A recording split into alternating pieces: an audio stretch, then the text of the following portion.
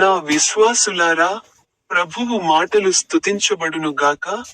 నేను తల్లి మెర్సిలినా హోరో. మీ అందరికీ హృదయపూర్వక శుభాకాంక్షలు. ఈరోజు డిసెంబర్ 15వ రోజున 2025 సంవత్సరం చివరి నెల. బైబిల్లోని ఆయన మాటలలో ఒకదాన్ని నేను మాట్లాడుతున్నాను. రోమీయులు 2వ అధ్యాయం 7వ వచనం.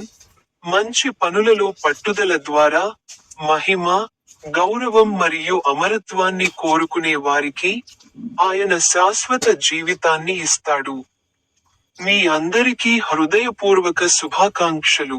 నా యూట్యూబ్ ఛానల్లోని స్పీక్ బటన్ పై క్లిక్ చేయడం మర్చిపోవద్దు.